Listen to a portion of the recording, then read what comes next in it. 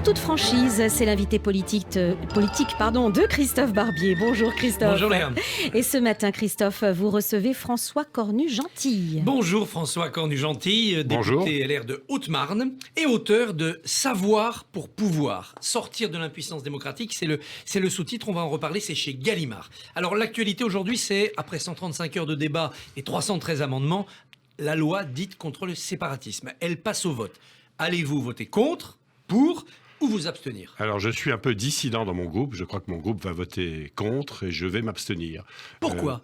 Parce que le débat politique, il est biaisé en France. Je crois que chacun des Français le ressent depuis des années.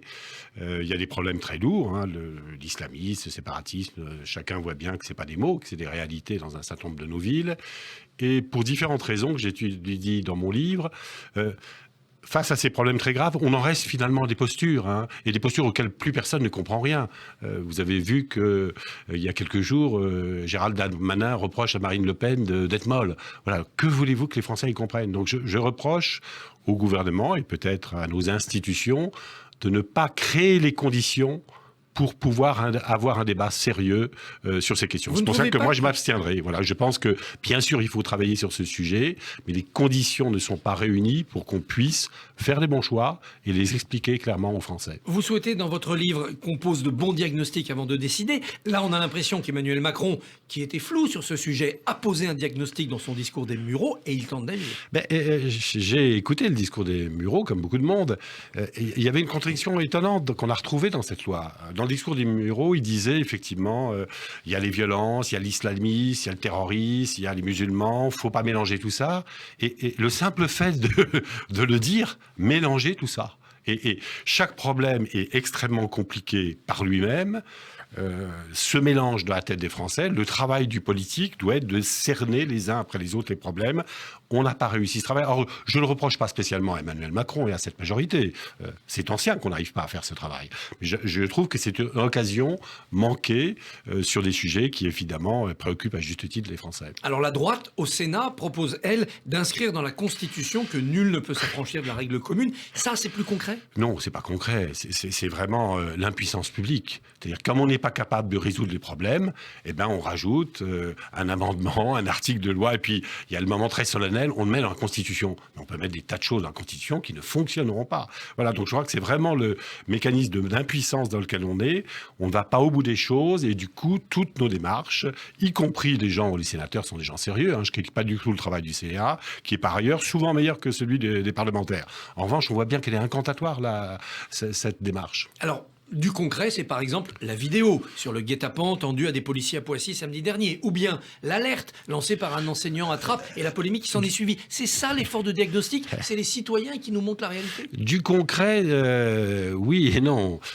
Justement, on va aller tout de suite aux solutions. Alors les gens sont hystériques sur les caméras, vous avez des gens pour, des gens contre. Personne ne comprend ce qu'il y a à résoudre. Je pense que la réalité est extrêmement complexe, qu'il faut en avoir une vision globale. C'est des sujets qui méritent une stratégie. On a des événements de Poissy, on a des événements régulièrement, tous les 6 mois, ça revient depuis 20 ans. Depuis 20 ans, on a les mêmes débats éternellement, et on voit bien qu'il faut un regard beaucoup plus fin. Quand vous démanteliez un réseau de drogue, tous les policiers vous le diront, il y a 10 ans, le quartier était calme pendant peut-être un mois. Aujourd'hui, vous démantelez un réseau, ça redémarre 2 heures après. Donc, il y a eu une explosion de l'économie parallèle et souterraine. Vous la décrivez dans votre livre. Voilà. On a un peu l'impression qu'on a perdu la bataille. On n'a pas le bon diagnostic. C'est-à-dire, à droite, on dit on va envoyer les CRS. À gauche, on dit on va faire une police qui va discuter dans les quartiers. Le point commun entre les CRS et la police qui va discuter avec les jeunes, je ne réfute ni les CRS. C'est que ça n'a pas prise sur ce monde qui gangrène les villes et les quartiers. Alors, et vous voyez très bien que si vous voulez vous y attaquer, mais pour bien montrer qu'il ne faut pas se braquer sur les petites caméras, mais voir l'ensemble du problème si on veut le résoudre. Vous voyez très bien qu'il y a des familles qui vivent dans cette économie, que les politiques de la vie traditionnelle, qu'est-ce que vous voulez que fassent les associations fassent là, que ce qui est en jeu, c'est aussi notre politique de logement. Et donc, vous voyez, tant qu'on se focalisera sur des points particuliers sans avoir une vision d'ensemble, on fera ce qu'on fait depuis des années, une politique incantatoire. Un des points particuliers, c'est l'excès de contrôle d'identité dans certains quartiers, le contrôle au faciès. La Défenseure des droits propose des zones zéro contrôle à expérimenter. Lubie, bonne idée? C'est typique du débat d'il y a... Voilà, d'un côté, vous avez effectivement ceux qui veulent la répression, d'autres qui disent que la répression est maladroite, ce qui est vrai dans certains cas, donc elle n'est pas efficace quand elle est maladroite. Et de l'autre côté, vous avez dit, on va laisser vivre, il n'y a pas de raison, pas de contrôle. Je pense que c'est un jeu de rôle en réalité. Donc je renvoie dos à dos les uns et les autres. Je dis qu'il faut arrêter cette course à l'échalote, qu'il faut arrêter de prendre les Français pour des imbéciles, il ne faut pas arriver devant chaque radio, chaque télévision avec 50 mesures. Il faut essayer de comprendre ce qui nous arrive, et notamment ce qui nous arrive dans les quartiers. Et moi, je suis fasciné du fait que ça fait 20 ou 30 ans qu'on en parle, et qu'en réalité, on n'a pas avancé d'un millimètre. Comprendre ce qui nous arrive, c'est un peu ce qu'on essaye de faire depuis un an avec l'épidémie. On a eu des hautes autorités, des conseils scientifiques, on est bombardé de chiffres, de modélisations, aujourd'hui de nouvelles tous les jours sur les vaccins. Quand même, là, on a l'impression qu'il y a du diagnostic quotidien et donc des actions derrière. Il y a des gens qui ont des idées, et des opinions, et je dirais même des marottes. Chaque professeur de médecine a son truc pour résoudre. Mais c'est normal, ils sont, si je puis dire, payés pour ça. Là, je suis moins sévère, parce que l'épidémie, c'est quelque chose qui nous arrive, ça fait 20 ans, c'est venu par surprise. En revanche, on voit bien que les plans prévus par le gouvernement, qui ont été faits finalement un peu en catimanie, en tête-à-tête entre l'État, l'exécutif et son administration, ils existent sur le papier, mais ils n'existent pas vraiment. C'était des plans normalement pour prévoir. En réalité, tout a fonctionné autour du conseil scientifique et du conseil de défense, qui n'était pas prévu dans ces plans. Vous voyez aussi la contradiction qui n'engage pas ces plans, puisque le diagnostic n'est pas public.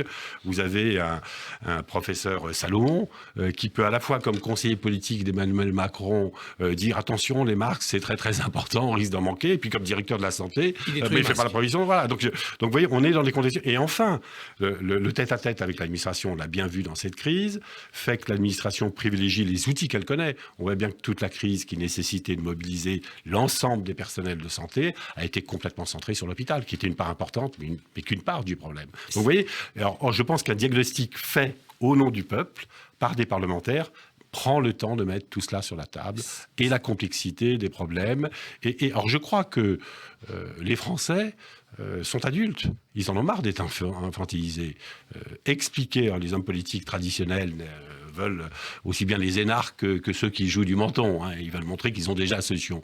Je pense que les Français seraient tout à fait capables de comprendre des hommes politiques qui leur disent, écoutez, c'est compliqué, on va commencer à regarder, c'est pas si simple, ça intéresserait tout le monde. Mais, par exemple, on nous propose ce matin, certains médecins, le zéro Covid, c'est-à-dire on fait un confinement très dur pendant quelques semaines, on écrase le virus. En Haute-Marne, c'est une bonne solution applicable ? Écoutez, moi, je n'en sais rien. Pour le coup, je ne vais pas jouer la course à l'échalote on peut arrêter l'économie comme ça ? Non, je vois qu'il y a des options qui ont été faites, notamment en privilégiant l'hôpital. Peut-être que d'autres choix auraient été possibles. Et la politique n'a pas supposé les choix. Et donc, on est un peu au jour le jour, en fonction des impressions.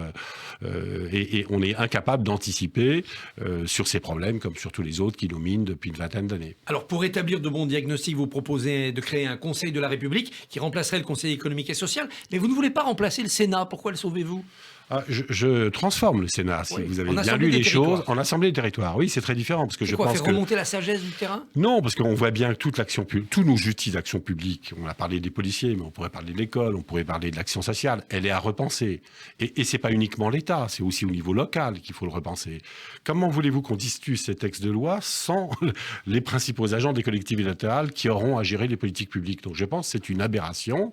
D'ailleurs, dans la Constitution, il est prévu que le Sénat soit la chambre des collectivités locale. Elle l'est sur le papier, elle ne l'est pas en réalité. D'où je propose une transformation du Sénat en chambre des territoires, avec des représentants des communautés de communes, des départements et des régions.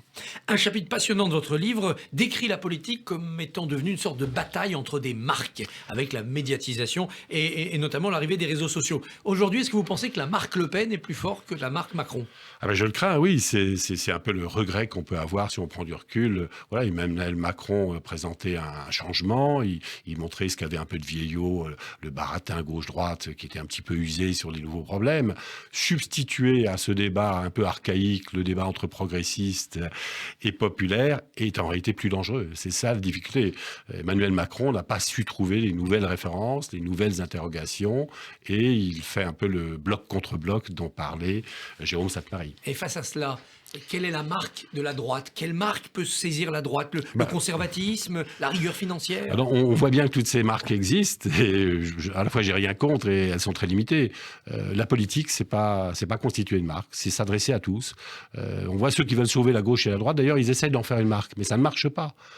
Parce que la gauche, ça s'adresse à tout le monde, la droite, ça s'adresse à tout le monde. Ça, c'est le gaullisme. Mais oui, exactement, je crois que la seule voie possible, mais le gaullisme, c'est pas le côté souverainiste, nation, je dirais pétainiste, que certains habillent le gaullisme du pétainisme, hein, très souvent. Vous opposez d'ailleurs très bien les deux discours le gaullisme, voilà, c'est le diagnostic, c'est regarder les choses, et c'est rassembler des gens d'origines diverses. C'est le cœur de la politique, c'est pas rassembler des gens qui vous ressemblent, des gens qui sont dans votre marque, c'est rassembler justement des gens qui ne vous ressemblent pas et qui ont envie de faire un bout de chemin ensemble. Mais c'était rassemblé aussi derrière un homme et son charisme. Aujourd'hui à droite, qui voyez-vous comme leader possible? Est-ce que c'est Xavier Bertrand, Nicolas Sarkozy, Michel Barnier, Valérie Pécresse? Je vois bien effectivement qu'on a une partie de la droite qui est dans le culte de l'homme, du chef, etc. Mais ce qui caractérise le chef, c'est en réalité sa capacité diagnostique. Je montre dans le livre que Napoléon Ier ou De Gaulle, c'est avant tout une capacité d'analyse. Donc c'est pas un chef qui roule des mécaniques. Donc cette mécanique finalement d'analyse du réel, de proposition, qui était finalement en quelque sorte déléguée à des hommes exceptionnels. Je pense qu'en démocratie, ce travail de regard du réel, on ne doit pas le déléguer à certains, il doit être fait collectivement. Mais pour l'instant, personne ne surgit, donc pour porter ça, il faudra personne le faire collectivement. Personne ne le fait, exactement. Est-ce que la marque Gilets jaunes peut revenir après la pandémie et recréer un chaos social? Vous en parlez beaucoup des Gilets jaunes, vous les avez vus sur les ronds-points de Saint-Dizier, sur les ronds-points de Haute-Marne? Oui, et je pense qu'ils étaient très représentatifs de notre époque. On voyait bien, selon les clans, certains les idéalisaient, en faisaient les nouveaux porteurs d'une nouvelle révolution, d'une nouvelle conception. D'autres, au contraire, avaient très peur, pensaient que c'était les nouveaux barbares.